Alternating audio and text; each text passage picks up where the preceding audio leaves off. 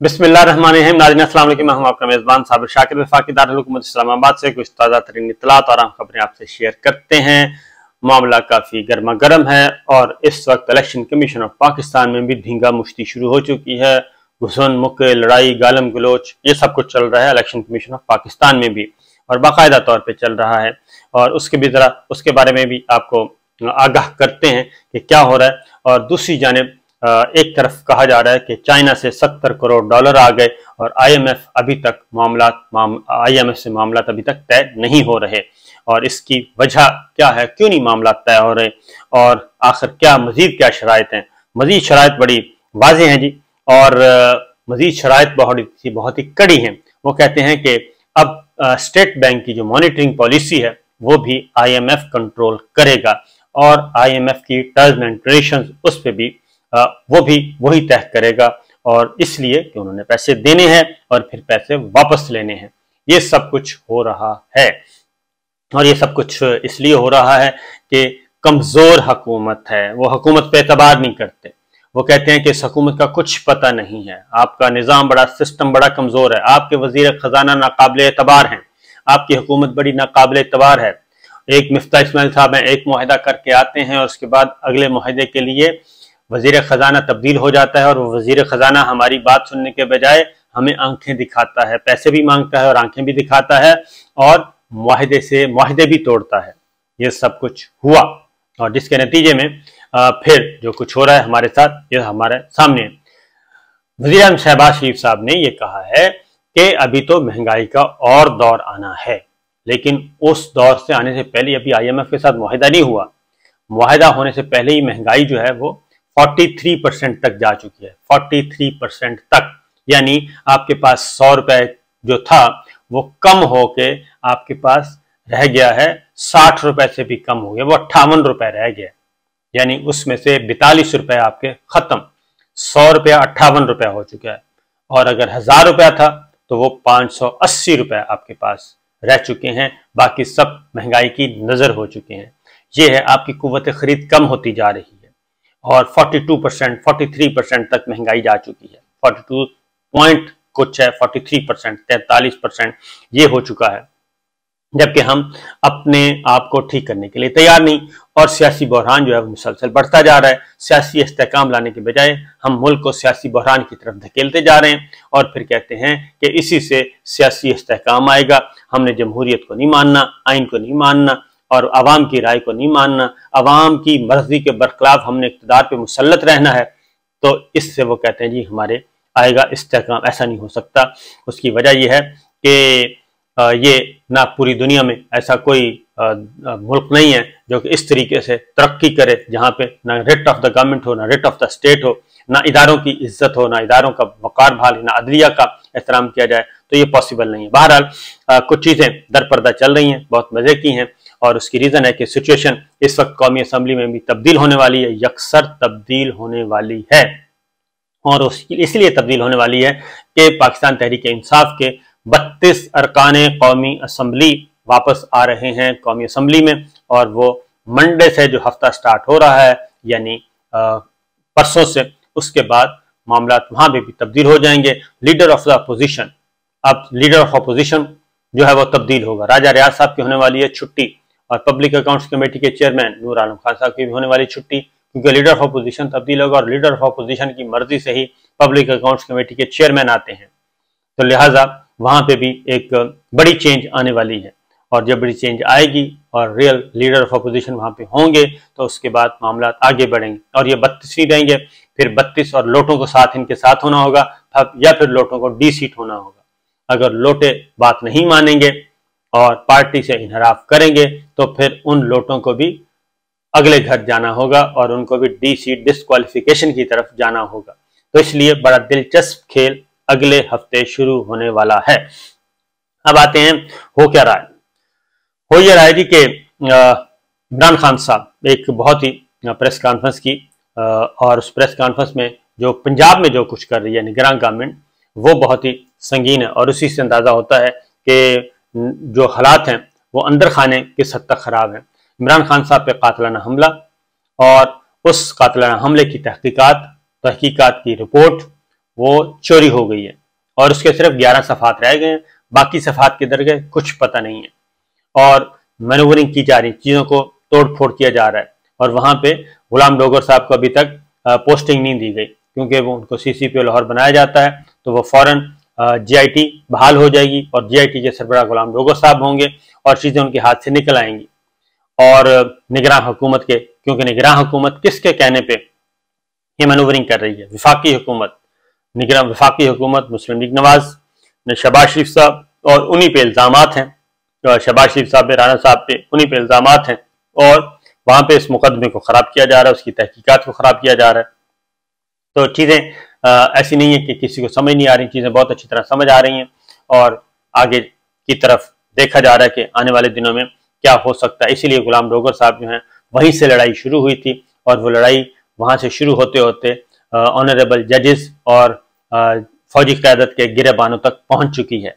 और देखते हैं कि आगे आगे इसके बारे में होता क्या है। बहरहाल एक और चीज़ जी जो इम्पोर्टेंट है वो है कि एक तरफ कहा जा रहा है, अब बड़ी दिलचस्प बात है कि सुप्रीम कोर्ट की बात करता हूँ, एक तरफ 2 ऑनरेबल जजेस पे इतराज़ किया जा रहा है और वो कहते हैं कि जस्टिस इजाजुल हसन साहब और जस्टिस नकवी साहब ये अलग हो जाएं, इन बेंच से, 9 रुकनी बेंच से अलग हो जाएं। और दूसरी जानब ये कहा जा रहा है कि फुल कोर्ट बना दिया जाए। तो जब फुल कोर्ट की बात करते हैं तो क्या ये 2 ऑनरेबल जजेस उसमें होंगे? एक तरफ फुल कोर्ट की बात की जा रही है तो फुल कोर्ट तो इन 2 ऑनरेबल जजेस के बगैर नहीं बनता। वो कहते हैं कि इनको निकालें और उसके बाद फुल कोर्ट बनाएं। ये गेम कोई ज़्यादा मुश्किल नहीं, रॉकेट साइंस नहीं है कि ये किस तरीके से बात की जा रही है।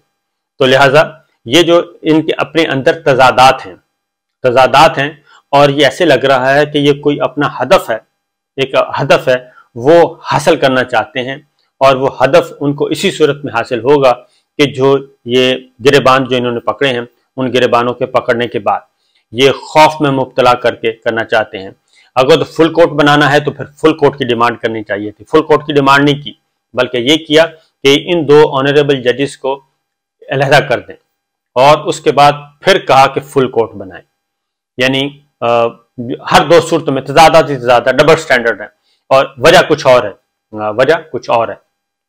फिर एक और बात भी की गई और उसके बाद ये बज़ाहिर जो चीज़ें नज़र आ रही हैं, लेकिन मैं पहले आपको बता दूं कि असल मामला जो है, जो लड़ाई हुई है, इलेक्शन कमीशन ऑफ पाकिस्तान में दंगा फसाद शुरू हो चुका है और उस दंगे फसाद के पीछे क्या है अब ये तो पता चलेगा कि क्या डिमांड की जा रही थी और क्यों ये सब कुछ किया जा रहा था। लेकिन है बड़ा मजे का कि चीफ इलेक्शन कमिश्नर मातहत अफसरान के साथ गालम गलोच हुई है और ये इलेक्शन कमीशन ऑफ पाकिस्तान में इस वक्त हालात काफ़ी टाइट हैं। इलेक्शन कमीशन ऑफ पाकिस्तान जो एक मुस्तकिल इदारा है, उसकी जो इज्तिमाई सोच है, जो उसकी अक्सरियत की राय है, वो ये कहती है कि इलेक्शन कमीशन ऑफ पाकिस्तान को अपना आईनी किरदार अदा करना चाहिए।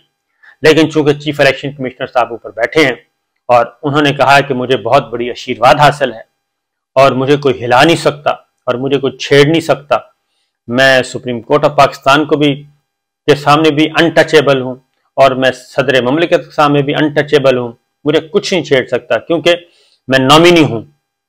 इसलिए बाकी जो लोग हैं वो भी खौफ में मुब्तला हैं। अब वहाँ पे एक बज़ाहिर तो ये कुछ और ही वाक़या लगता है, लेकिन ऐसा नहीं है क्योंकि ये चीज़ें कुछ ज़्यादा हैं।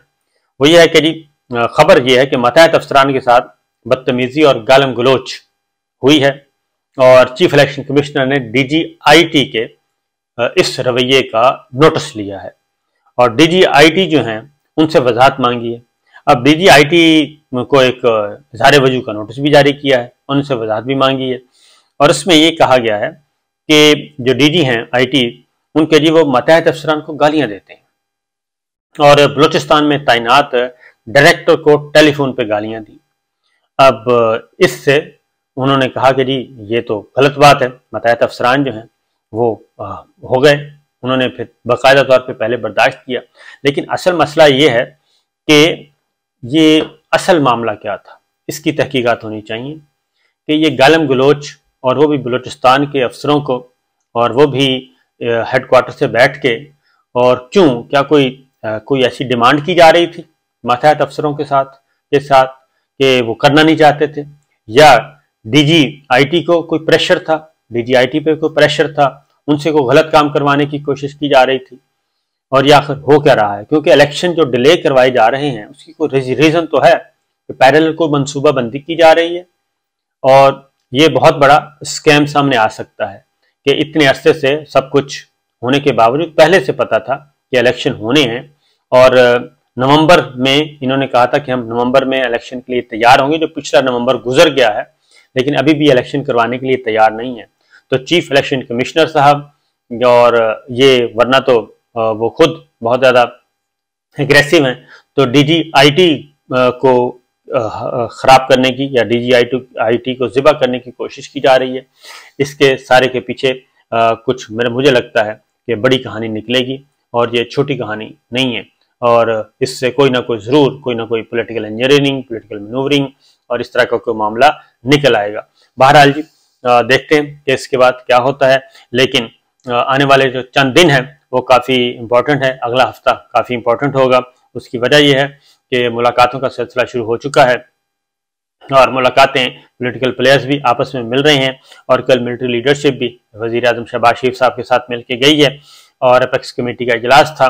एपेक्स कमेटी के इजलास में क्या बड़े बड़े फैसले हुए वो तो अभी कुछ दिनों के बाद ही पता चलेगा, लेकिन जो साइड मीटिंग हुई है वज़ीर आज़म शहबाज शरीफ साहब की और DGISI की और chief of army staff Asim Munir साहब की, वो मुलाकात जो है वही सब कुछ है, और जो साइड मीटिंग है उसी में सब कुछ मुस्तकबिल का जो पाकिस्तान का मुस्तकबिल है उसी में पिन्हा है कि वो क्या होता है। बहरहाल वक्त गुजरता जा रहा है, और IMF के साथ अभी तक मामला तय नहीं हुए, और वो होने हैं। सुप्रीम चाइना से $70 करोड़ आ गया है, लेकिन इस $70 करोड़ के बाद भी महंगाई जो है वो ऊपर जा रही है, और महंगाई कम नहीं हुई। डॉलर का रेट कम हुआ है, लेकिन वो भी अभी तक 260 रुपए से ऊपर है, वो 260 से नीचे नहीं आया, 262 रुपए तक पहुंचा हुआ है। अब कल परसों जब मार्केट खुलेगी तो अंदाजा होगा कि क्या होता है। पेट्रोलियम प्राइसेस बढ़ रही हैं, वो भी कम नहीं हुई, उसमें भी किसी किस्म की कोई कमी नहीं हुई, जबकि आलमी मार्केट में जो पेट्रोलियम प्राइसेस हैं वो कम होती जा रही हैं, और वो 75 से $85 तक आ गई हैं। लेकिन पाकिस्तान में जो है वो $120 वाले रेट पे हैं, तो इससे आवाम को तो कोई रिलीफ नहीं मिल रहा, और ना ही काबीना में कोई डाउन साइजिंग हुई है। काबीना वहीं की वहीं है, 85 रुकनी है, तो अभी तक चीज़ें जो है वो फंसी हुई हैं जी। कोई सूरत हाल इतनी क्लियर नहीं है, लेकिन अगला हफ्ता जो इंशाल्लाह वो काफ़ी हद तक बेहतर हो जाएगा, और देखते हैं इस दौरान कुछ और चीज़ें भी हो रही हैं, और डिप्लोमेटिक सर्कल में भी कुछ एक्टिविटीज़ हो रही हैं। इंशाल्लाह अगले व्लॉग में बताऊंगा कि वहाँ पे क्या चल रहा है, क्योंकि हलीमा खान जो हैं वो पहुँच चुकी हैं अमेरिका। उन्होंने अमेरिकन जो कांग्रेस है उनके स्पीकर से मुलाकात की है, और उससे पहले भी फवाद चौधरी साहब की अमरीकी सफीर से मुलाकात हुई थी, ख्वाजा आसिफ साहब की अमरीकी सफीर से मुलाकात हो चुकी है। तो जो डिप्लोमेटिक सर्कल है उसको भी कवर करने की कोशिश की जा रही है, और जो बदगुमानियाँ पैदा करने की गई थी, क्योंकि इमरान खान साहब ने कहा था कि ये रजीम चेंज है, ये एक्सपोर्ट किया गया पाकिस्तान से, और उसके बाद ये साइफर आया उधर से, वो इधर से कुछ इन्फॉर्मेशन गई थी, तो साइफर उधर से आया था, उन्हीं इंफॉर्मेशन की बुनियाद पे आया था। तो ये सारे के सारे एक अगला जो है जो डिप्लोमेटिक सर्कल है उसको अब कवर करने की कोशिश की जा रही है। चाइना बदस्तूर आपसे नाराज है, और चाइना के सफीर पाकिस्तान में नहीं हैं, और उन्होंने भी 1 स्टेप डाउन कर दिया है पाकिस्तान के साथ ताल्लुकात को। तो वो भी देख रहा है कि जनाब पाकिस्तान के बड़े जो हैं वो क्या फैसला करते हैं, मुस्तकबिल में किस तरफ जाना चाहते हैं। वो अपने पुराने दोस्त को, पुराना अलाई जो है, स्ट्रेटेजिक पार्टनर है, उसके साथ रहेंगे, उसके साथ वफादारी निभाएंगे, उसके साथ CPEC और दीगर, क्योंकि उन्होंने $70 करोड़ तो दे दिया है, और जो उन्होंने एक अच्छा, चाइना हमेशा पाकिस्तान का दोस्त ही रहा है, वो तो अपनी दोस्ती निभा रहा है, तो क्या हम भी अपनी दोस्तियां उसी तरीके से निभा रहे हैं, या फिर हम हमेशा से चाइना की नज़रों में भी हम गिरने वाले हैं? खुदा ना करे। इजाज़त दीजिए, अल्लाह हाफिज़।